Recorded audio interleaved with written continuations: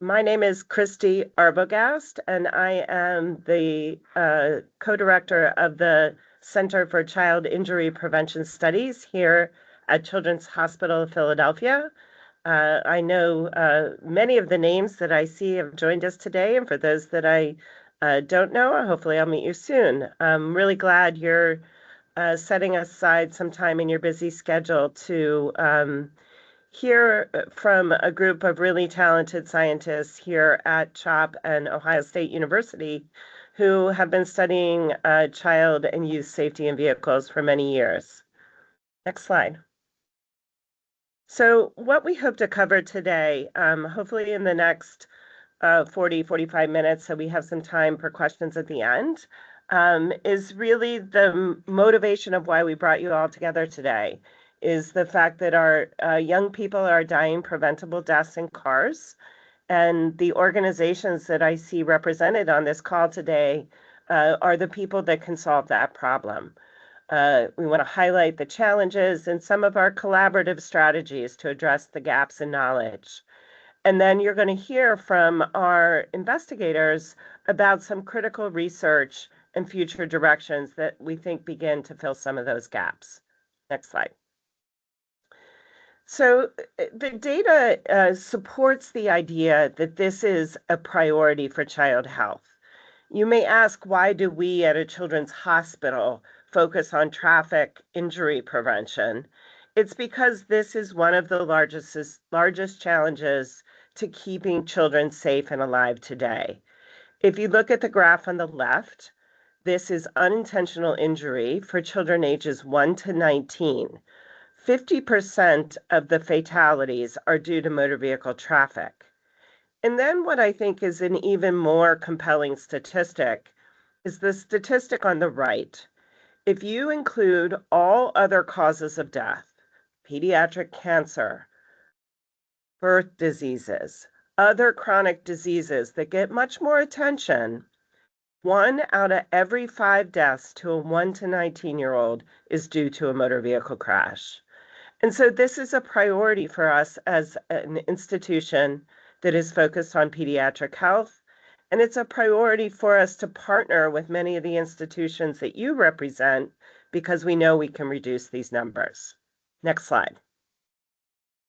So what age should we focus on? Unfortunately, motor traffic fatalities are kind of an equal opportunity challenge. This shows data from the FARS system, NHTSA's FARS system, and looks at child occupant fatalities by age group for the years 2011 to 2022. And so you can see, 1, that it's fairly flat, and 2, that except for a more recent bump in the 12 to 14-year-olds, all age groups are in need of intervention. So when we ask about what age groups to target, I think the answer is all. Next slide. We are also interested in understanding the risk to our youth as they move from the passenger seat to the driver's seat. This data shows driver involvement in fatal crashes per 100,000 licensed drivers by driver age. And so you can see that our youngest drivers, the 16 to 20-year-olds, really carry the higher burden of death as involvement in these fatal crashes. And so we not only care about our youth as occupants, but also how we can prevent their fatalities and injuries in the driver's seat. Next slide. Putting these numbers in context, I think this data, which is slightly old, it comes from a publication in 2018, but the data remains the same, is really remarkable and stark. If you compare the deaths to motor vehicle crashes for children and adolescents in the United States versus other countries, we overwhelmingly are greater than other high-income countries, and are in the mix when you talk about low to middle income countries that have much different resources, that have much lower infrastructure. So compared to others, we can do better. Next slide. Not to be all negative, there have been positive changes over time. The graph on the right shows the reduction in motor vehicle deaths by year for persons age 1 to 19. And you can see that while motor vehicle deaths are still the leading cause of death, similar to firearms for our youth, we have cut that motor vehicle number in about half. And so it is collaborative work by many of the organizations that are represented on this call that got us from our high point back in 1999 to where we are now. And it is collaborative work that's going to continue to allow us to reduce these numbers even further. Next slide. So what are the challenges? I think one of the biggest challenges is when we think about youth or pediatric or young people, that encompasses a very wide range of humans and bodies that we need to protect. It encompasses the newborns who need to be in rear-facing infant seats to adolescent drivers. And the safety needs change as those bodies develop and mature. And we know that children are not small adults, and we need to understand them biomechanically, physically, psychologically. It all begins with restraint use. It seems surprising that here in 2024, nearly 2025, that we are talking about restraint use. But the facts are clear that 18% of child passenger vehicle occupants in fatal crashes were unrestrained. And nearly half of those killed in traffic crashes were unrestrained. So the message of buckle up that has been consistent for decades still needs to be emphasized. And there's data to suggest that there are racial, ethnic, and geographic disparities in use and knowledge that lead to unequal outcomes. So we do have work to do still around restraint use. But it is more complex than that. We know that further reductions in crash-related injuries are harder to achieve. Once we get children restrained in the right restraint for their age, the ability to further impact those numbers require multifaceted approaches. The context of mobility, shared mobility, moving from private vehicles to rideshare, all of this continues to evolve. We hear a lot about autonomous driving features. Well, thinking about how those features affect our pediatric occupants is equally important. So I think we have challenges ahead of us, and it is really our collaborative effort that is going to allow us to impact these challenges. Next slide. I'm going to hand this over to Dr. Julie Mansfield from Ohio State University to tell us a little bit about CChIPS and how we've worked to address some of these challenges in the past. Hello, everybody. Thank you for that great introduction, Christy.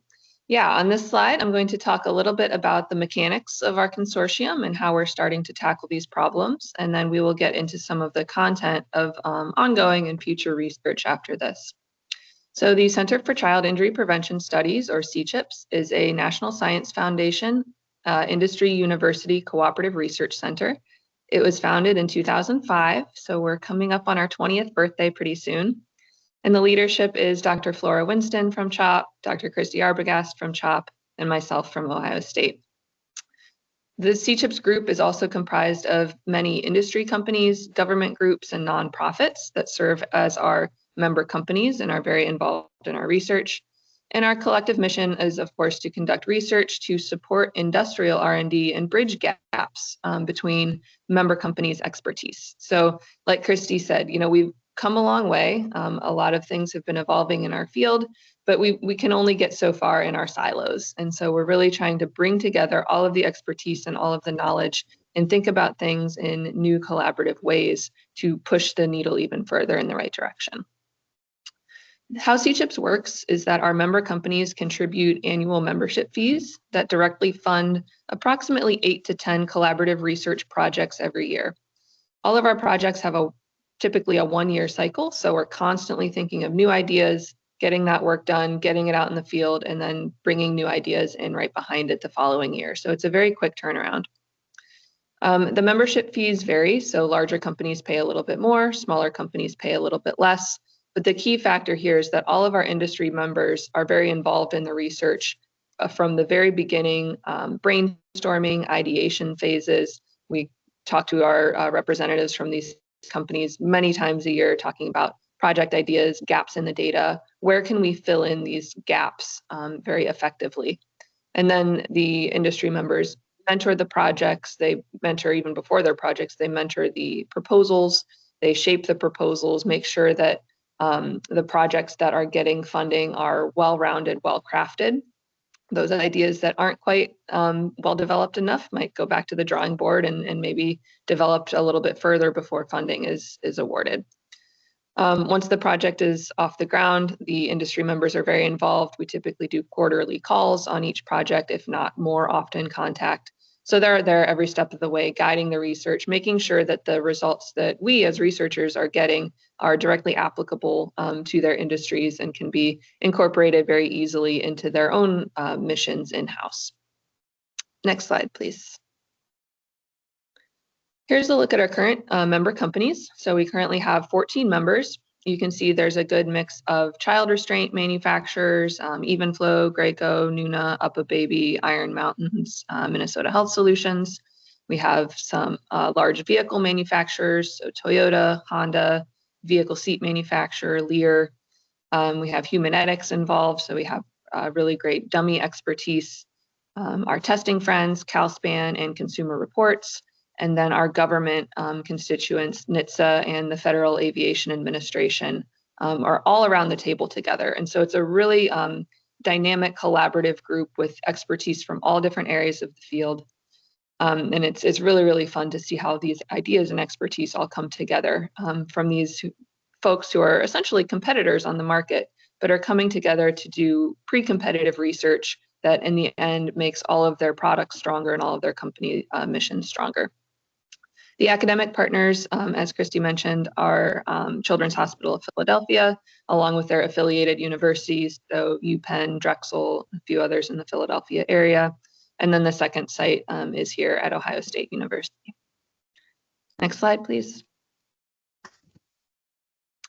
So in trying to lay out all of the research that we do, we came up with this matrix to exemplify that CChIPS focuses on children and youth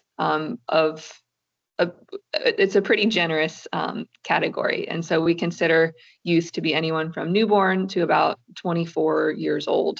So all the way through the adolescent and teenage and young adult stage. When we think about the people involved in traffic safety, for those little ones, we're thinking about, okay, what types of restraints are they riding in? The infant seats, convertibles, boosters. For the teenagers, we're thinking of them not only as occupants, but also as drivers, and thinking about some of the unique behaviors and decision-making processes that are unique to teenage drivers. We're also, of course, thinking about pediatric biomechanics. Children are not small adults. We know that children grow and change very rapidly through these early stages of life. And so what is physically happening in their bodies as they grow and change so quickly? We're thinking about their postures and their behaviors. We're thinking about the vehicle environment. We're thinking about dynamic interactions with the vehicle interior. We're thinking, how do children interact with advanced restraint systems, with novel seating arrangements? How do the CRS and the vehicle work together in terms of compatibility and usability? All of these are really important factors that real families are facing and kind of contending with every day, that we are finding some gaps in our knowledge and really useful research coming in. And then lastly, we always have to think about the environment. So what is physically happening in the larger environment and even in society as a whole? So what kinds of regulatory standards are coming down the pipeline and guiding some of the industry? What are the testing protocols, consumer rating programs, driver assessment and training? And of course, this list is not exhaustive, but just trying to lay out some ideas of what all is going on, what all do we have the expertise to cover, and how can we turn kind of these broad ideas into actionable research. So to get into a little bit more detail of some of these broad ideas, today we have invited all of our principal investigators from CChIPS, from both CHOP and OSU. So now we're going to move through investigator by investigator. They're all going to introduce themselves to you and introduce their main areas of research, their expertise, and also kind of where they're going in the future and where we think some future efforts might be warranted. So next slide, please. And since I already have my microphone on, I guess I get to go first. So yeah, my name is Julie Mansfield. I co-direct the CChIPS Center here at OSU, and I also serve as a principal investigator on the projects. My background is in mechanical and biomedical engineering, and I've been involved with CChIPS since 2009. So I started as a little baby master's student back in 2009 and have really been so lucky to grow really my entire career within CChIPS from the very beginning. So it's been such a dynamic and important group to work with. Next slide, please. My main research areas of interest are child restraint system misuse and consumer feedback. So like Christy mentioned, non-use of CRS is still a major problem for a sizable proportion of children who are getting killed in crashes. But we also know that misuse of child seats is a large problem, with studies citing between 60 to 90% of CRSs being misused in vehicles. And as an engineer, that really breaks my heart, because I know that there's so much great design and testing and very precise engineering that goes into these products, but parents aren't able to get the full safety benefit from these products because they don't understand how to use them correctly. And so this is something that we've done several projects on, bringing parents into the lab, bringing volunteers into the lab, watching how they install child seats, looking at what they're doing right, what they're doing wrong, what is the decision-making process as they're looking through different types of instruction manuals or labeling or stickers, and trying to kind of get inside the brain of the consumer to understand how we can make these products more intuitive and therefore help their children have a safer ride.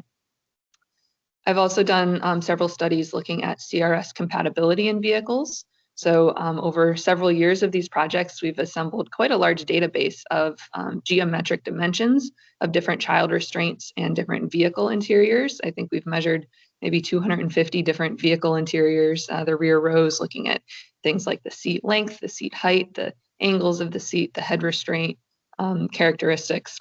And so we've assembled quite a large database, and we've answered specific research questions in different specific projects, but we also have kind of amassed this database of dimensions, which has served as a really valuable benchmarking tool to a lot of our industry members. So if a CRS manufacturer is looking to make their products fit a little bit better into vehicles, we have kind of a snapshot of the modern vehicle fleet that they can benchmark from, and vice versa as well. If the vehicle manufacturers are wondering, what do modern CRSs look like? We have a lot of data to help answer those questions that go even above and beyond the original research questions for why that data was collected in the first place.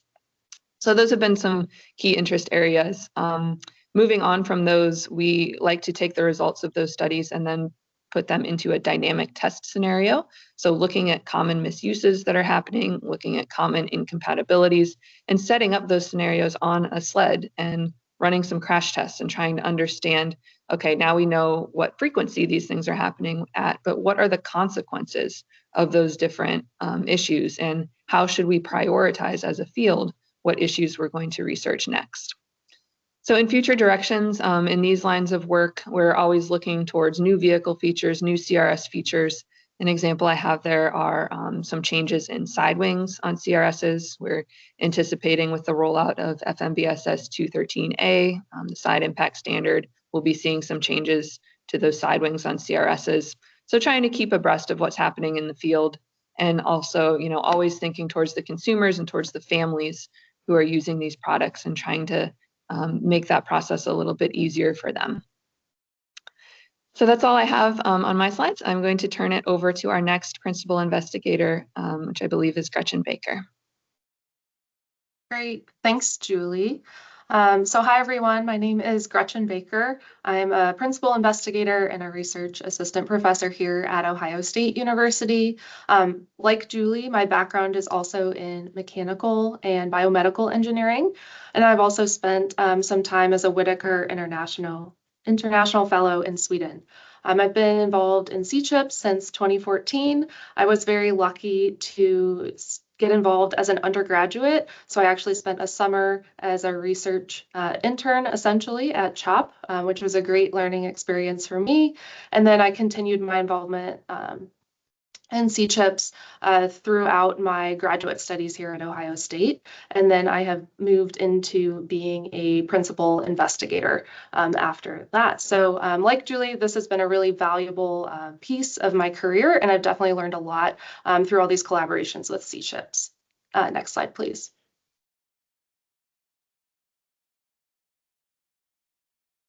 So some of my main research areas of interest are listed here.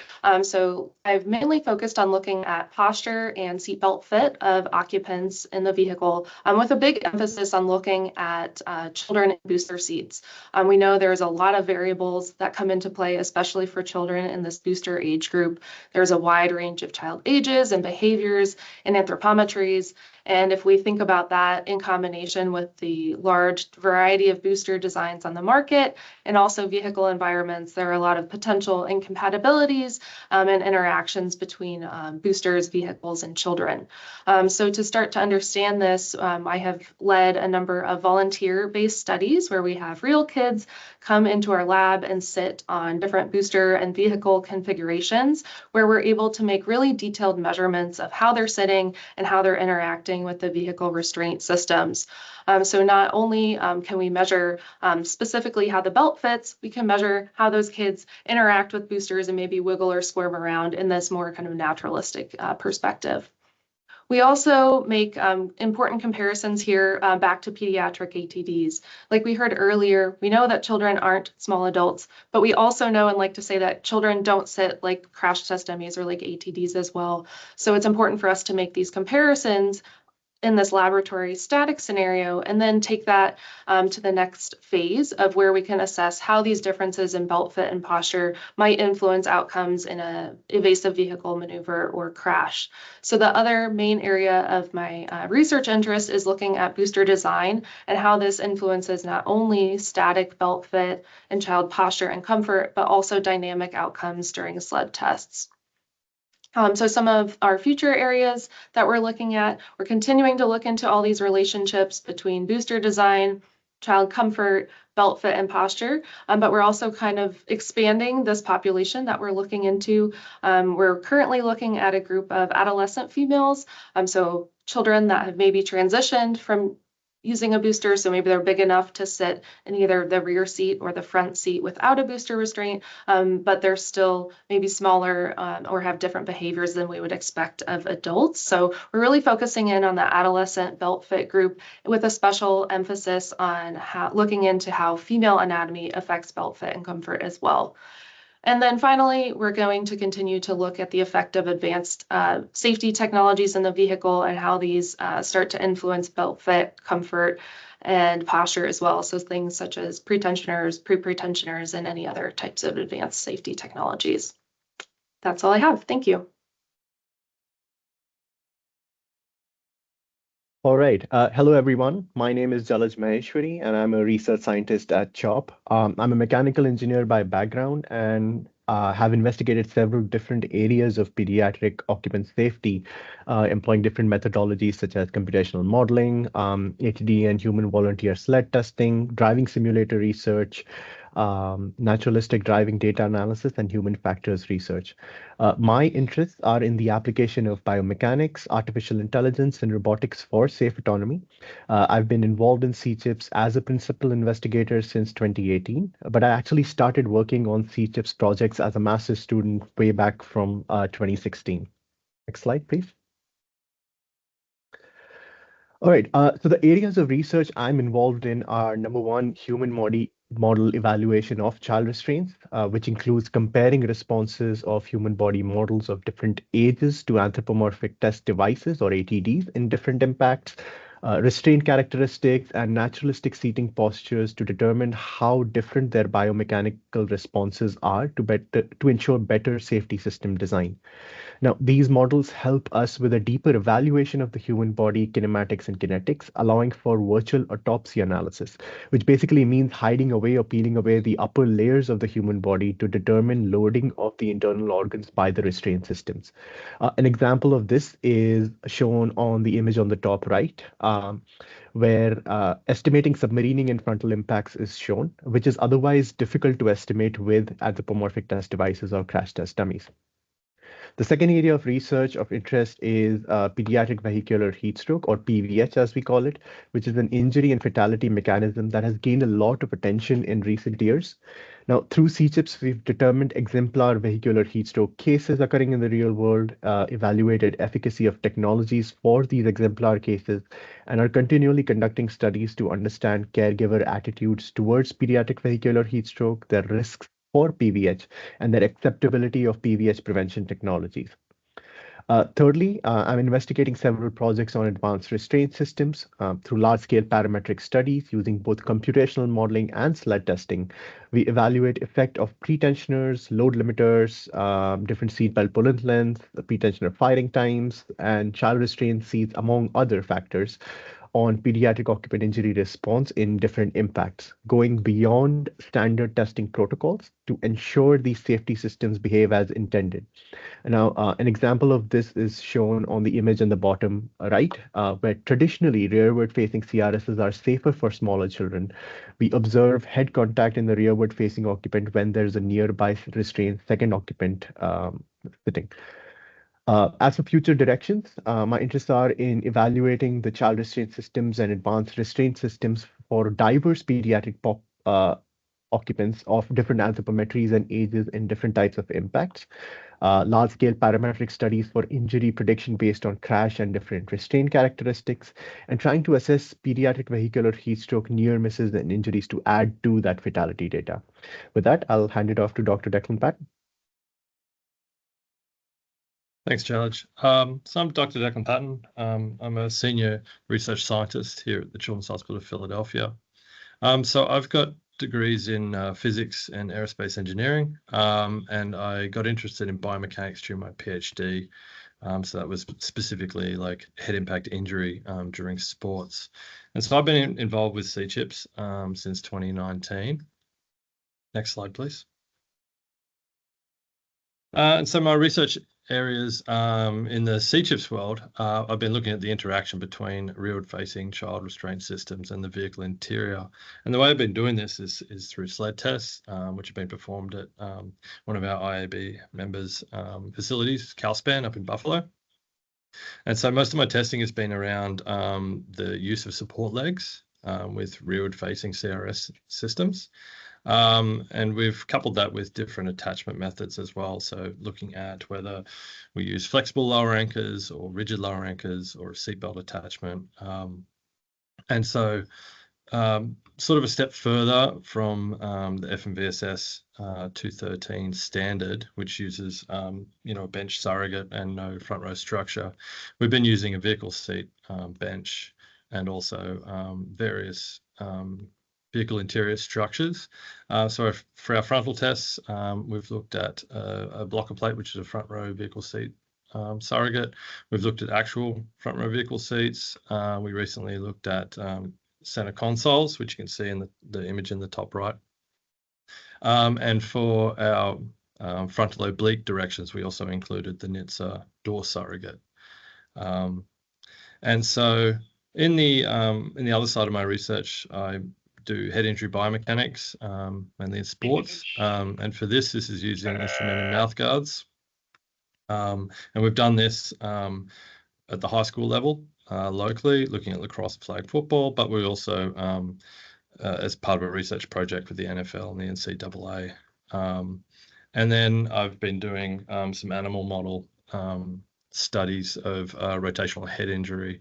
And so I really think there's a lot to be learned from these other avenues such as sports and animal models that we can translate into the automotive space, especially because we're looking less at like the fatalities and looking more at some of these more mild injuries such as concussion during these automotive incidents. For future directions, I'm currently working on a project leveraging the full-scale vehicle crash test data set out of Transport Canada. With the aim of that is to bridge the gap between sled tests and full-scale vehicle tests. And so that's taking what we've learned from our sled testing and see if it carries through to full vehicle tests, but then also using what we find in the full vehicle tests to then inform future sled testing because it's a much more accessible means of studying these and controlling the parameters. Thank you.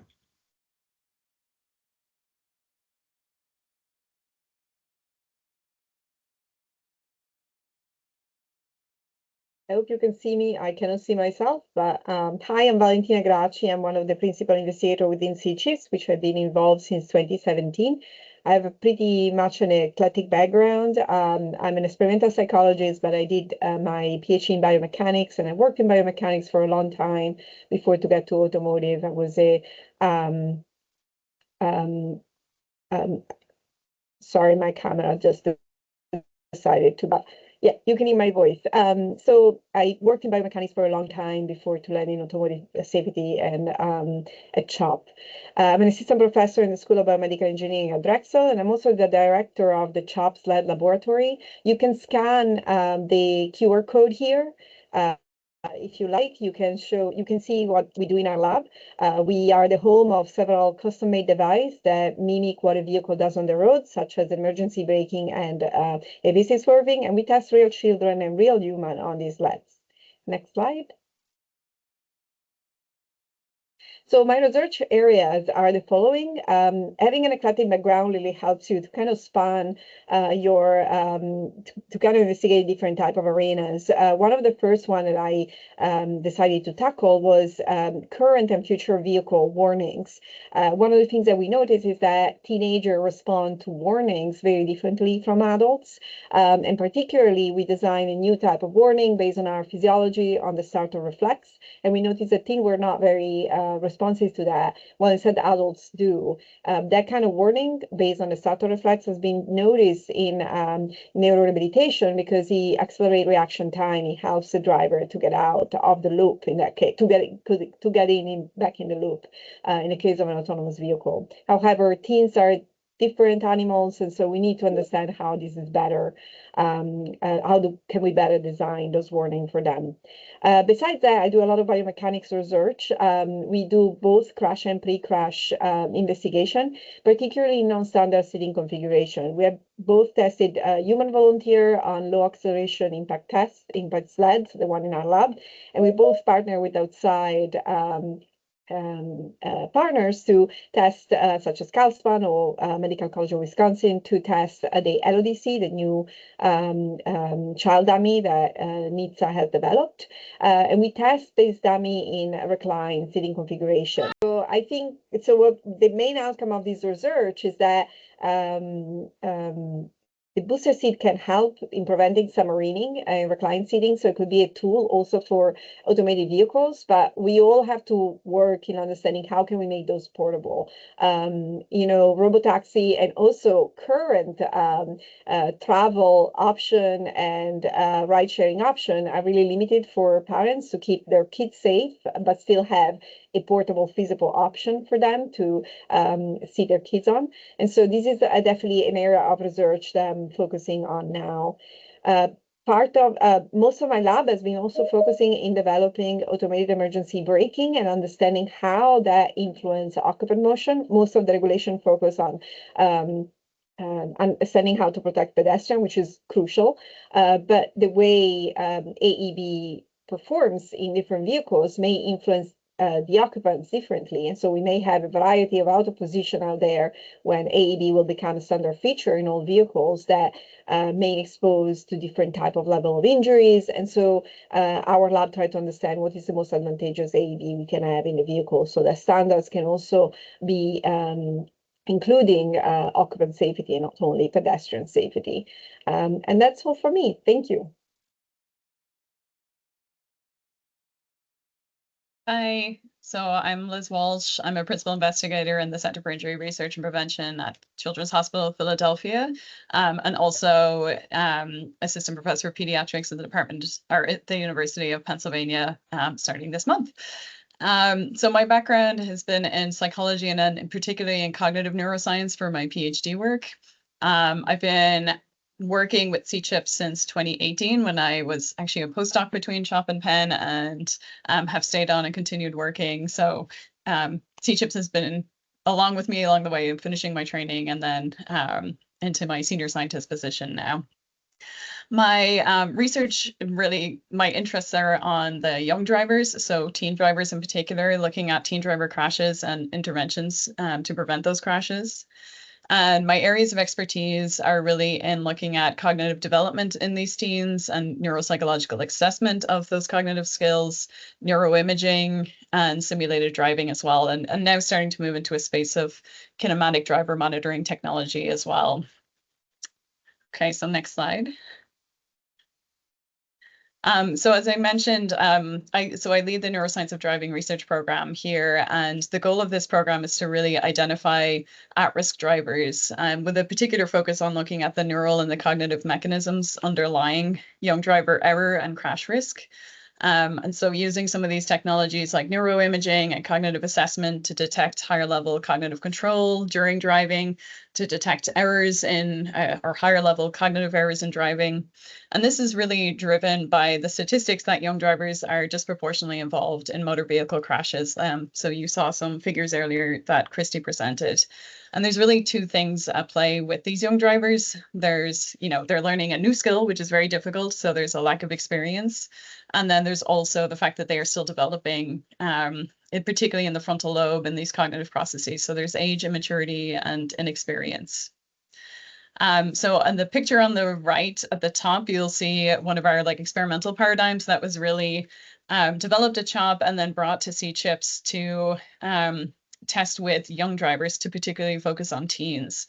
And so here we have MEG or magnetoencephalography neuroimaging, the helmet, paired with simulated driving using, MEG or fMRI adaptable driving equipment like steering wheel and pedals, and then a simulated driving scenario and various scenarios that we've custom made to test basic driving skills and then increasingly complex cognitive demands on those driving skills to see what's going on in the brain of young drivers and how that's different to adults, and then also how that changes when we look at clinical populations who maybe have deficits in that frontal lobe processing area with executive functioning. And then a second area or another area has really been around driver assessment and also interventions and training. So my work has also established a validated virtual driving assessment that can predict crash risk. And so this is a 15-minute self-administered driving assessment. You can see it in the bottom picture on the right. It exposes drivers to common serious crash scenarios to really test their skills in high-risk scenarios, and then also can give automated feedback on skills that need to be improved. And we've used this assessment to predict crash risk in the first year of licensure using data from Ohio and an implementation there, and also predict how they're going to do on the road exam. This has now also been implemented at CHOP. So our primary care patients, our teen patients are getting this virtual driving assessment, and we're able to give them feedback on their skills and how they're going to perform. Secondary to that is to then follow up once we assess them, right? So I've done some work looking at how to inform or identify interventions for those who are at increased risk. So that could be technology, it could be training and education.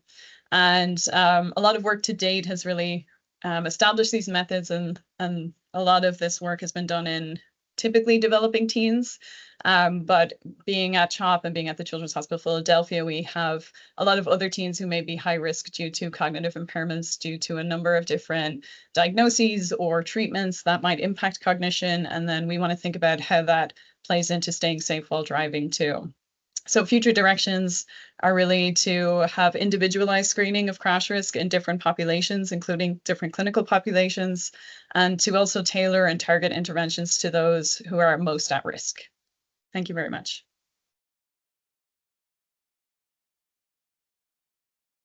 Thank you, Liz, and good afternoon, everyone. So for those that don't know me, my name is Thomas Sechrist. I'm a research engineer here at the Children's Hospital of Philadelphia. I'm a biomedical engineer by training and have been involved with CChIPS for pretty much the majority of my research career for the past 17 years. Primarily, the first 10 years, I've been focused more in the impact biomechanics space, ATD biofidelity, but for the last 6 or 7 years have shifted more towards the human factors lines of research, primarily in the areas of young drivers and how they're interacting with ADAS technology. Next slide. So I wanted to take a moment to highlight just a few of the research areas that we're working in and some of the interests that I have, which are really, as I mentioned, teen driver interaction with ADAS technologies and kind of understanding the factors that will influence their efficacy for young drivers. So one of the first study I kind of highlighted is was kind of a focus group and national survey.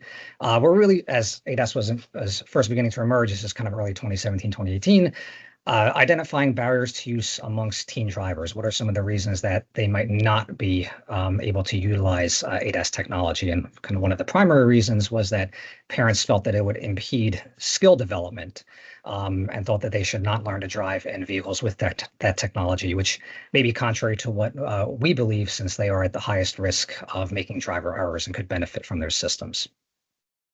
Second project, I'm going to draw particular attention to because I think it really emphasizes the benefit of being part of a kind of industry university collaborative consortium such as CChIPS. In that kind of the goal of this project was to really work with the vehicle manufacturers to understand how ADAS technology could be optimized for the types of crashes young drivers encountered on the real roads. So we used naturalistic driving data from the SHARP 2 naturalistic driving study and sat together, us at CHOP, bring our human factors, young driver expertise with members of the industry who brought their kind of vehicle dynamics and ADAS technology expertise.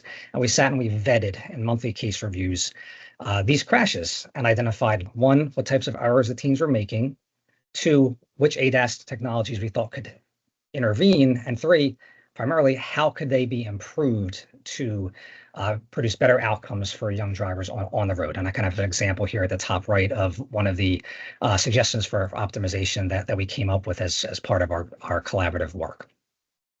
More recently, and utilizing the two technologies that Liz just mentioned in her slide, the MEG and the virtual driving assessment, really starting to explore how young drivers are scanning on the roads and how that scanning behavior may differ compared to experienced and older drivers, with the understanding that we need to probably detect distraction differently amongst them because their eye tracking patterns are different, and also augment their scanning through in-vehicle alerts or through driver training. And what are some of the future directions I see us going from here? Again, I think teens are their own cohort, so kind of understanding how their scanning behavior changes and differs with different types of driving conditions, with distraction, whether road type, do they change at all? And maybe that's something we need to understand, detect in vehicle, and intervene with. I'm kind of thinking with your NCAP's goals of detecting cognitive distraction, so using the MEG, identifying eye tracking metrics that can proxy when teens are focused on the driving task and when they may be mind wandering, and utilizing that to detect distraction, cognitive distraction in young drivers. And then specifically, how do ADAS alerts that are in vehicles today influence teen driver scanning behavior? Are there some customization that we need to do to really get them to scan properly, because they may not know what they're supposed to be looking at? So those are the areas I see as future direction.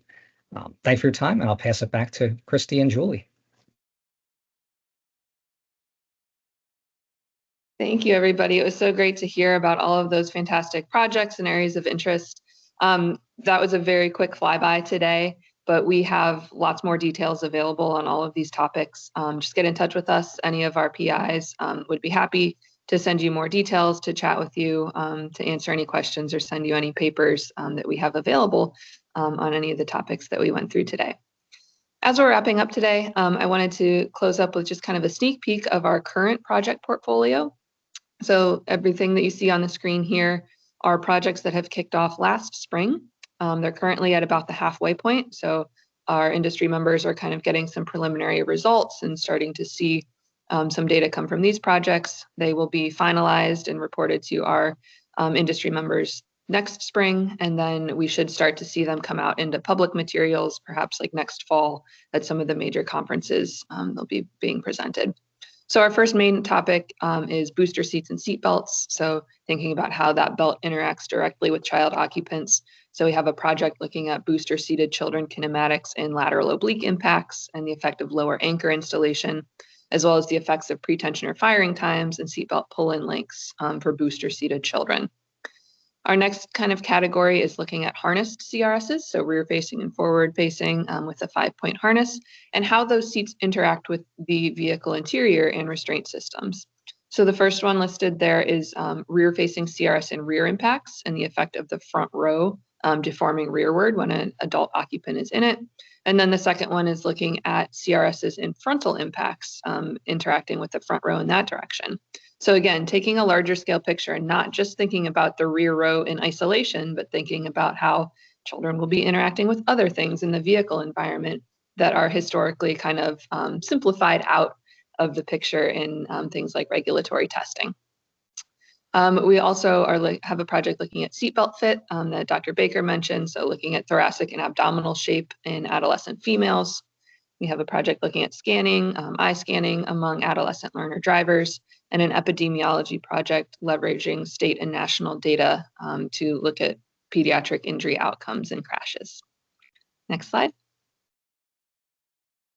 So stay tuned for all of that. I think we're gonna open up to questions and answers pretty soon here, but just in conclusion, I think we all know that safety of children and adolescents on roads really needs to be a priority, not an afterthought.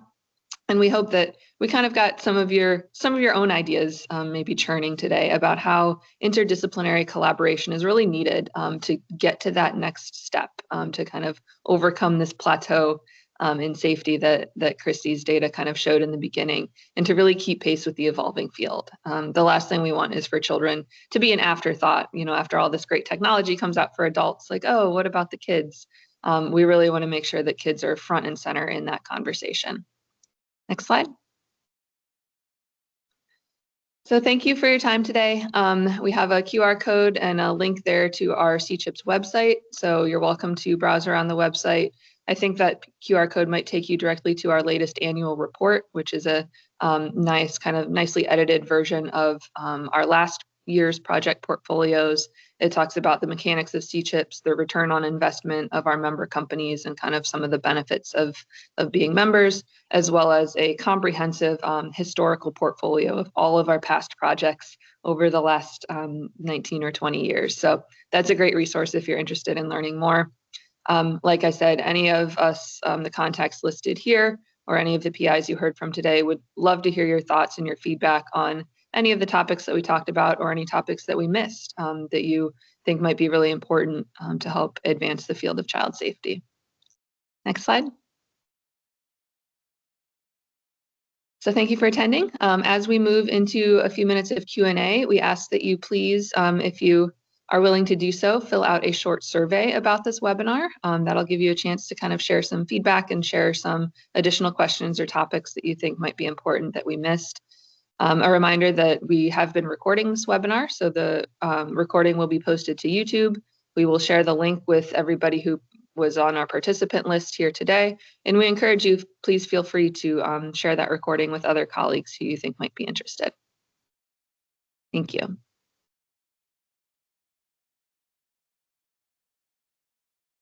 So I think we'll open for any questions people have. They can either type them in the chat or come off mute and ask them directly.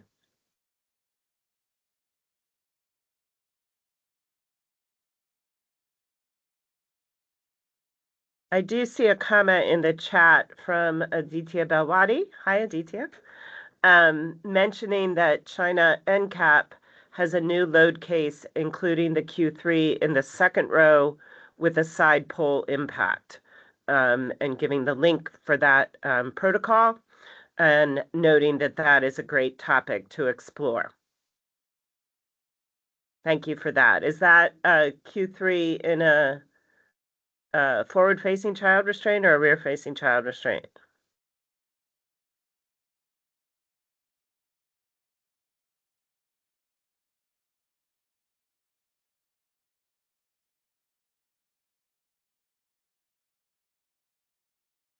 Any other questions or comments?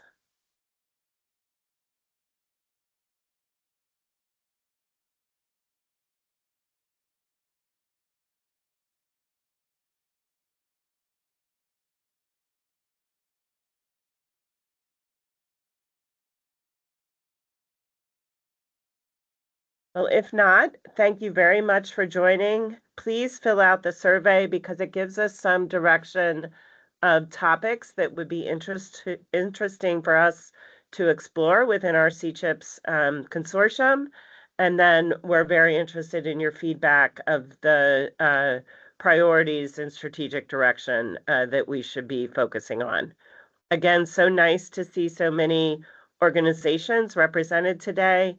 Please reach out to myself, to Julie, if you have any questions about CChIPS, and have a wonderful upcoming holiday season and Happy New Year. I'm sure we will see many of you.